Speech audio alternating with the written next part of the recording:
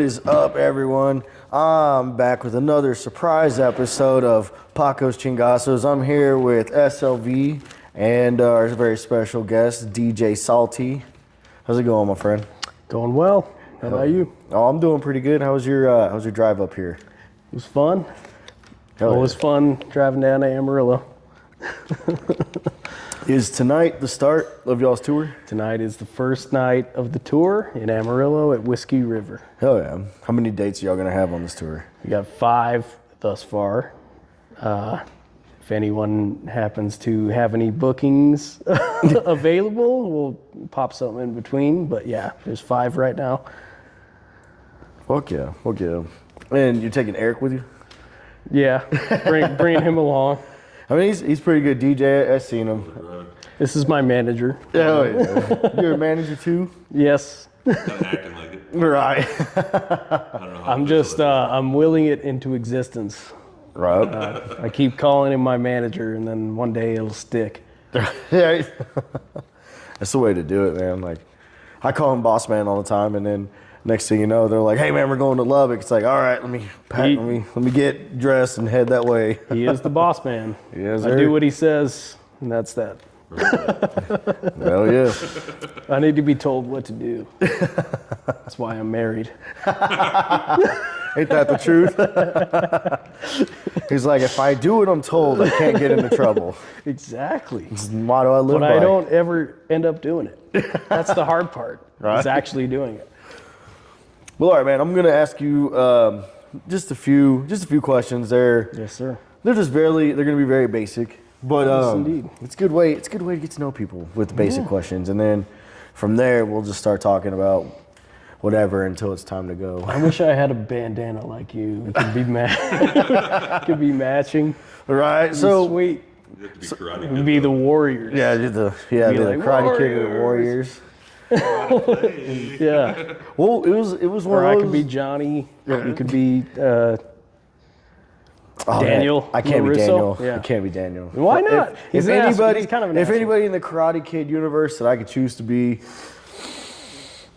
it's a tough one because there's a lot of good ones. Got to be Johnny, right? Yeah, Johnny. It's always wanna Johnny. Be, Not what's his face Kreese, there? not Yeah, Silver. You want to be Terry Silver. Nah, That's nah. the one you want to be. He's a fucking millionaire, billionaire, whatever. No, I'm gonna have to got go. all I'm gonna have to the go Miguel. I'm gonna have to go Miguel. I think- Miguel? I think Okay. Miguel. Getting Coming in- back from a back injury. Getting like, into, the back injury was crazy. Yeah. It was crazy.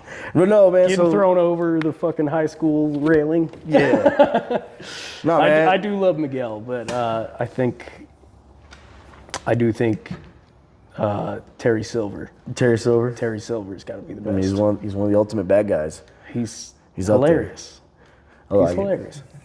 So the whole thing with the bandana is I used to be in another podcast called Three Amigos, and that was my introduction of trying to find like my identity and what I was gonna do and who I was gonna be, and so it just kind of came out where it was like, all right, so Darren will be whoever he is, and then Paco's like the bandana guy, and so everyone knows me when they see this. They're Yeah. like, oh hey, there's Paco, you know. They and then, ask you if you're in the band Suicidal Tendencies. oh yeah, and I tell them I wish.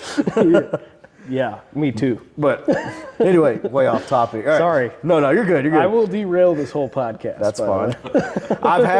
I've had it happen where I've interviewed one guy here. I only asked him 3 questions and it just derailed for 2 hours. And I had a whole list of questions. I had like 20 questions and we only got through 3 of them. All right. Let's get down to it. All right. So the first question I'm going to ask you is your inspirations. Like, who inspired you to become a DJ? Peter Gabriel. That's a crazy thing to say, but yeah, just his music is so amazing. Him, I'd say Sting, and then like going more current, I would say Between the Buried and Me, one of my favorites. I actually collaborated with their singer, Thomas Giles or Tommy Rogers. A lot of metal bands like Era, North Lane, all this kind of stuff constantly inspires me, and I'm always finding new stuff as well. But really, like any music I hear, I think inspires me. Any music that I connect with, it could be country, it could be reggaeton. That's kind of a hard question to answer, No, to be honest, but there's so many things, and even outside of music, there's, you know, film, and there's just so many things. But I would say the main one, Peter Gabriel, just growing up, listening to his music, watching his concerts on VHS. It's so inspiring. He has such a wonderful fan base and dedicated fan base. And that was like the first artist that I think I remember really, really being into. So I would say Peter Gabriel. Oh, that's a damn good answer, man. Like I was thinking you're gonna be like, oh man, you know, Daft Punk and Darude yeah, and just so- you know all that. I was like, oh, I was gonna be like, hell yeah, man. I was That's not also- expecting Peter Gabriel. That's very fair. I do love Daft Punk. I think Alive 2007 is probably my favorite live album from any artist ever. And that was the first thing I showed my first son in like the electronic sphere. And he, as soon as I showed it to him, like with the lights and the music and whatnot, and it was in Chicago,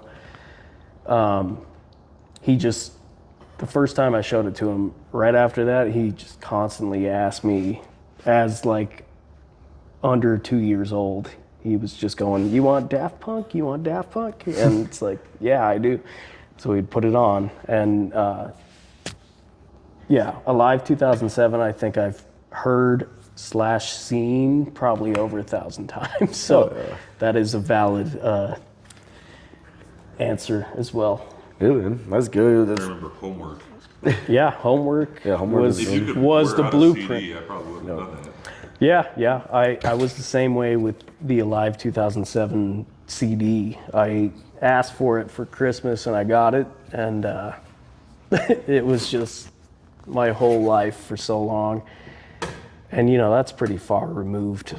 I'm obviously a drum and bass guy. I've listened to drum and bass for a long, long time.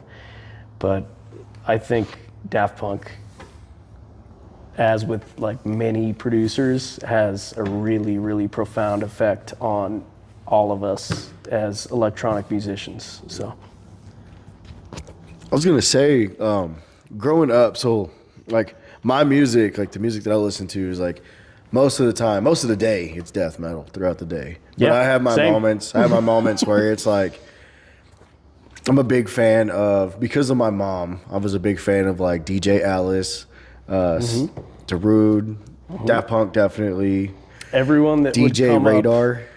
Does that name sound familiar to you? And Not then to Fatboy me. Slim. Yeah, I love Fatboy Slim. So like my mom would just uh, play all that. I think I've seen like every DJ that I could possibly see except for Fatboy Slim and like Chemical Brothers. If I got to see them, I'd be very happy, but those are good shouts, and those are also all the top search results. If you had LimeWire and you just clicked electronic and then saw what come up, that was all of them. So Right. I know where your taste comes from. By the time I hit high school, well, graduating from high school, that's right when like dubstep started becoming a Yeah. real big thing. So Same for me, My yep. favorite dubstep DJs are Skrillex and Wolfgang and Yeah. Excision. Excision's a Amazing. good one. Yes, indeed. Yeah, that was all also for me, like graduating high school, that was when American dubstep was getting really, really popular, and that was all anyone wanted to hear. So like, I was too young at the time in high school. You know, all the shows were like 18 plus. I couldn't go see Fatboy Slim or Chemical Brothers and whatnot. Turned 18 and it shifted all to like dubstep. So that was who was playing Red Rocks and all the stuff in Denver. So you could see like Caspa and Rusko and all those guys. And that was good. I liked that stuff a lot. But dubstep really took over the Denver scene. And it was kind of hard to like have anything else in Denver. Like trance, I was really into trance, house, obviously drum. Yeah. I mean, you mentioned Alice DJ and Darude and all that stuff. That's what we grew up on, but we weren't of the age. Probably you were, but Nate too can forget go. about it. Why Yeah. you gotta pick on me? I'm not picking on you. I'm not saying that you've been to raves, Nate. Nate's saying it was fucking 20 years past where he was. Nate's I'm over here fucking like, around. I ain't going Sorry. no damn rave. But yeah, no, it was like That's when. that young kid music. I don't like that stuff. Yeah. Sounds like machines fucking. But yeah, exactly. That's like the top Reddit comment always on dubstep was like, it sounds like two Transformers having sex. It's like, oh, where did you ever think of that? That very original, amazing comment. Fucking idiots. But I hate dubstep. Hell yeah. I'm kidding. I don't hate it. But I've got yeah, that's what it was. a Like little bit. when we got to actually start going to show. When were you born? I was born in 94. 94. I'm 92. That's like when we were able, like 18 plus, to go to shows. It was mostly dubstep for me in Denver. There were some nights like Ferry Corsten would come through and gotta go to that, pay fucking $40 or whatever. But all of the electronic sphere I would go see, and then I started working in that sphere in the clubs and whatnot, and you get exposed to like so much stuff that you thought you hated, and then you're like, that's actually kind of sick. For me, that was a lot of the dubstep, because it started turning to like bro step or whatever, like past that era, 2014 and whatnot. And I was like, oh, this shit's whack. And then I'd hear it 14 times within 2 weeks, and I'd be like, all right, I kind of like that one. Right. It's one of those, it's pounded into your skull. Yeah, so it's yeah. all like, all right, I Yeah. submit. It's great. Just conditioning, I guess, but Yeah. that's fine. It reminds me of this country song that my coworkers used to play. What is it? Because I'm a big country fan. Oh, the chicken fried song. Little bit of chicken fry. Yeah. Cold beer on a Friday Yeah. night. Yeah. So I had I coworkers. I love it. It's fucking corny as hell, but I love it. I had coworkers, man. I was sitting at my table.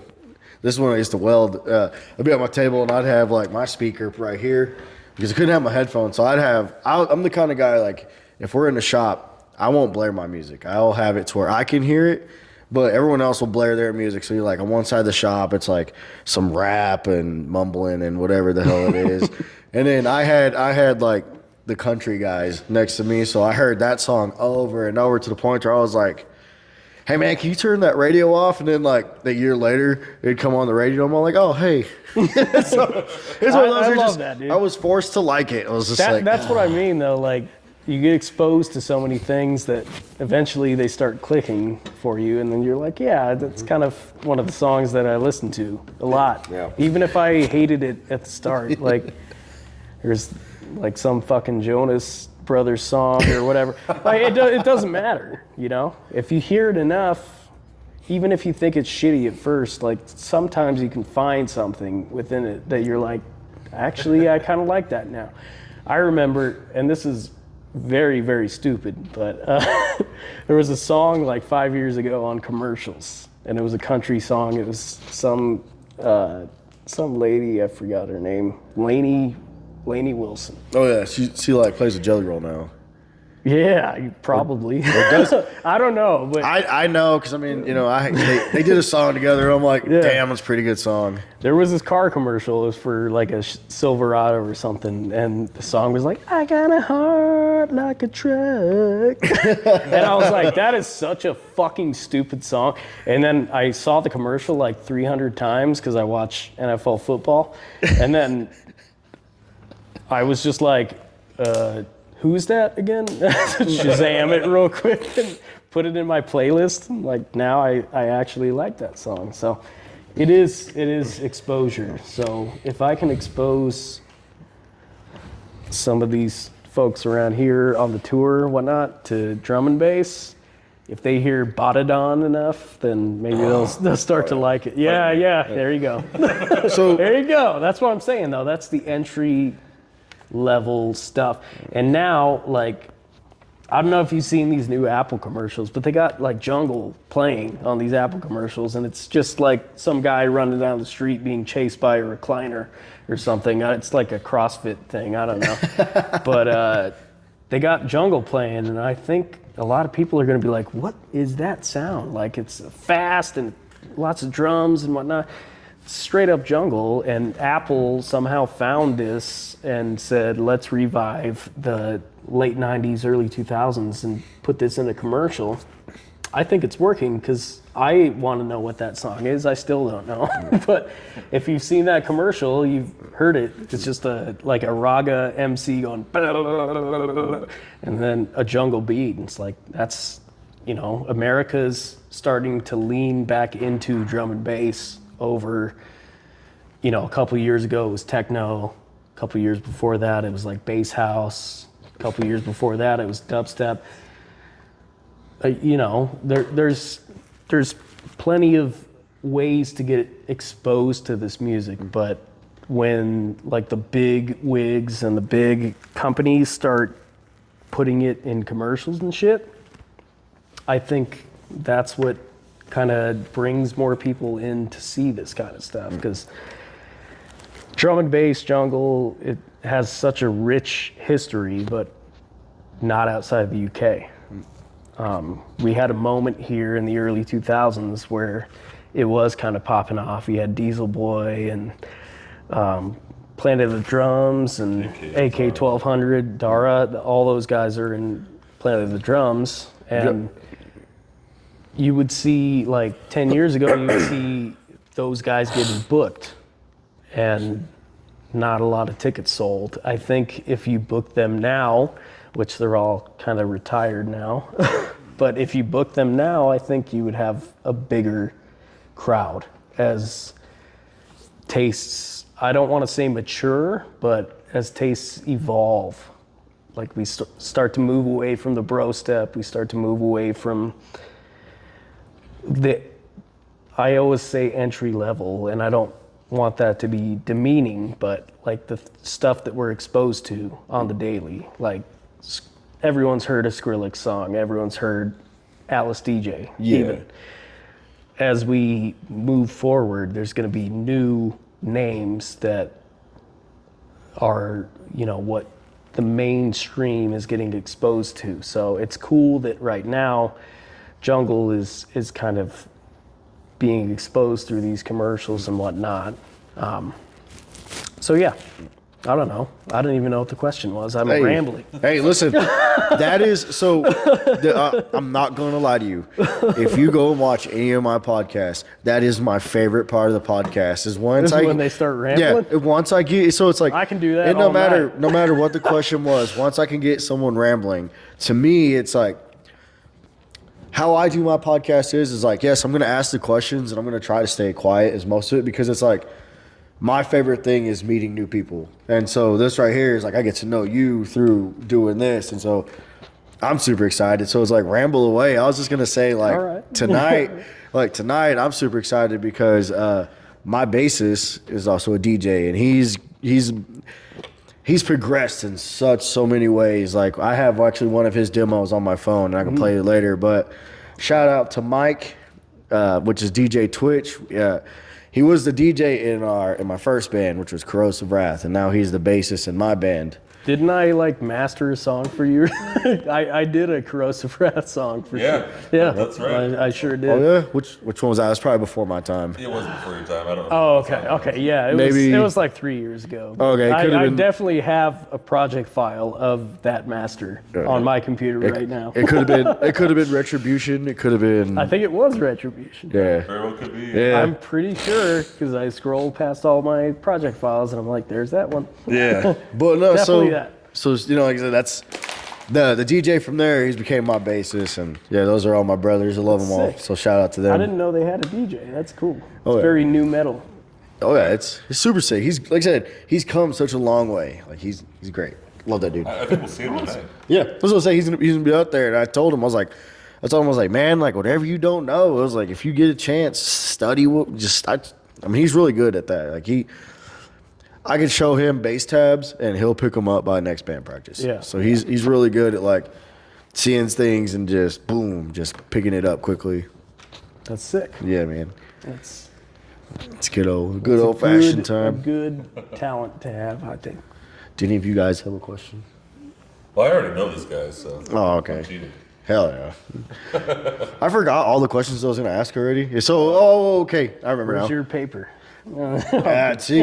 Right there. Oh, So I guess the next question that I have is what are some of the things that you have planned for this tour? Like what is like well, so I will be showcasing a lot of my forthcoming album, which is Parasomnia, and it is 18 tracks, and that's just so much for people to like pay attention to.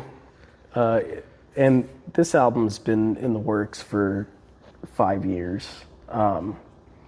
And it's expanded, it's collapsed and whatnot. I finally have like the full vision of what it's gonna be, and so it's 18 songs, and I decided to split it into 3 parts so that it's not like too overwhelming for anyone. They're all like kind of blended together. It's a full cohesive concept album, so there's a whole story behind it and whatnot. So I'll be I'm already sold. I'm a sucker for a story, so Yeah.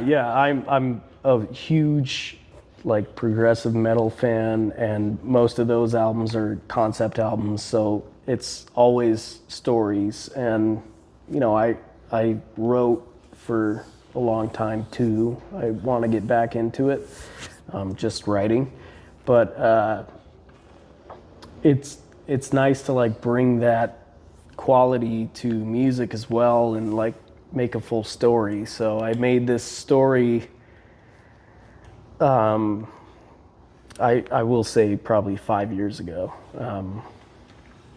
And it was kind of a concept of, I had a different producer ask me to make vocals for one of his songs. And so I made this whole like, it was like a dubstep song, and he was like, make it scary. And so I was like, okay. So I thought of like this whole like nightmare. Sorry. No, you're good. I thought of this whole like nightmare, sleep paralysis kind of thing, because I was getting sleep paralysis back then. And I was like, that's scary as hell. So I made that, and I gave it to him. And he was like, I kind of just wanted like hype, like scream, like I do my vocals for most of these songs. And he's like, I wanted you to like scream, but just make like hype screams, you know, like let's go and shit. And I was like, I went way too deep with this. So I saved those vocals. And then from that, like this concept grew of like the sleep paralysis thing, nightmares and all that. I wanted to make something spooky, you know, and that's a Tim Robinson thing. But I did want to do that, and then I started thinking about it, and I was like, what if I do like somebody, like the main character, let's say, of this album is experiencing Dante's Inferno through dreams, but it is a reflection of his own life in the modern age. So it's not like, you know, 1400 sword and shield type shit. It's like like the real circles of hell from Inferno in a modern context. And I was like, there's so much you can do with that, like all these like lusts, greed, all that shit. Very applicable to today. And so I was like, why don't we just make the album like, this dude doesn't know if he's dreaming or if he's awake, and he's going through all these circles of hell. That's a really cool concept album. So that's how it was born. It was really lyrics from a different song that I was just asked to do vocals on. And so I used that, and then, yeah, it's been, like I said, 5 years, and you know, I leveled up my production, I leveled up all this stuff, and I wrote so much, just whenever I could or whenever I thought of it. And I made like this crazy story, love and loss and fighting your own demons and all that shit. And that's how this album was born. So that's what I am showcasing on this tour. And yeah, I hope people like it. We're gonna do tonight in Amarillo, and then tomorrow we're going down to Midland, and then next week we've got Dallas and Tulsa, and then it's a mini tour, of course. So back home in Denver on February 19th. Then I've got a show in between, but I'm not including that on the tour. But yeah, that I just want to showcase that and like share this story. There's obviously other songs in between all that, but I've been sitting on all this stuff for so long. I want people to like hear it and see how the reactions are and see what it's going to be. Hopefully it's a good album. And it's 18 songs, like I said, so I split it into 3 parts. The first part should be out, today's Friday, so 4 weeks from today, part 1 should be out, and then the next 4 weeks, and the next 4 weeks should be part 2 and 3. And then at the end of the year, I'll put out a deluxe version where it's all seamless, and then like with remixes and whatnot. Now, there are a few tracks out there already. There are, I think, 4 singles out right now. So there's Parasomnia 1, doing the prog metal thing where I have like 3 parts to each song, but it's all very planned out as I've had 5 years. But Parasomnia 1, Pray was the first one. Then The Great Worm is like kind of a slower industrial 100 beats per minute thing. And then I have Writhing in Stone with They Invade, who is a fantastic producer, like one of the best I can think of. That's kind of an unsung hero. Yeah, he actually played down here 3 years ago? 3 years ago, yeah. Not the last time I came down, but time before. We just rode down together and we played here. And then one of the singles is like kind of a weird, it's not 4 to the floor, it's like 6/4 time signature with Tommy Rogers from Between the Buried and Me, which I don't know how I landed that, but that's my favorite song on the album, and that's one of the singles. And actually Eric did some bass guitar notes for it, so if you hear that in the bridge, if you hear the bass guitar melodies, harmonics, that's him. So Hell yeah, I'm gonna have to get with that guy, get with Eric here soon, because I just joined his second project and I'm gonna be the bass player. yeah. So now I have Talk to him. Cool. Talk to him. Yeah, but I'll talk more about If you're that. gonna be a bass player, your whole everything has to change. Yeah, You have to be broke all the time. yeah, I'm always broke anyway, so You're a perfect bass player. You're good to go. I don't know how much time I have left. Let me look at my phone real quick. Just cause oh boy. All right, got 37 minutes left on the data. So, last question I'm gonna ask you for this, and then, well, I'll get out of y'all's way. You're good, dude. So, last question is like, what are your future goals after this? Like after this tour and everything like that. I know you just mentioned dropping a deluxe album or the deluxe of this album that you have already, but as soon as that deluxe album drops, like what's next for DJ Saltee? I'm hoping that this album is received well. I've done solidly in the past with a couple different songs, but a lot of it is like algorithmic playlists and whatnot that, you know, you can put out 60 songs and like 2 of them will be 1 million plays or whatever, and then the rest is like couple thousand or couple hundred. So I'm hoping that this tour like gets people more interested in like just originals from me and whatnot. I guess the main goal is exposure to this kind of hybrid that I'm doing with the metal and the drum and bass. It's not new. Sardonic's been doing it for ages, and he actually has mastered a couple of my songs. He's remixed one of my songs, All Gods Fall Down, which is like one of my most popular. He's been a really good resource for me. He helps me a lot, even just chatting.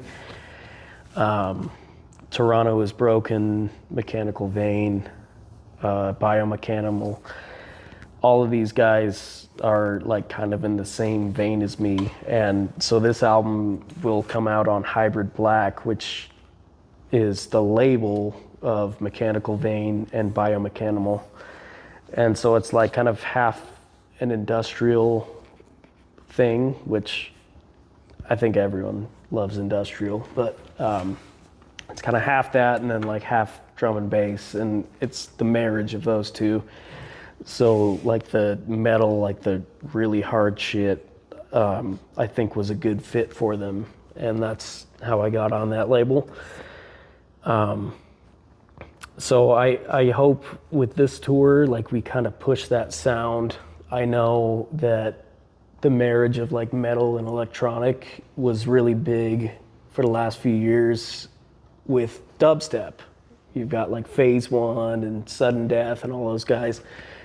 They're all doing these metal collaborations with metalcore bands and whatnot, or they're doing like bootlegs of Bring Me the Horizon, things like that. So I think with like this generation that's listening to electronic music, I think a lot of them grew up on like metalcore, like Kill Switch or Bullet for My Valentine, things like that. And it's nice for them to hear those callbacks and like hear a bootleg of Tears Don't Fall or something like that.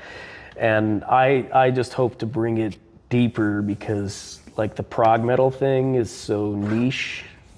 I don't want to make it seem like I'm the first one doing it, but I just love progressive metal, and I hope that like I can expose that side of the electronic crowd to like find this new sound of progressive metal, or I can get the metal crowd, like metalcore crowd, to search like another genre under the metal umbrella.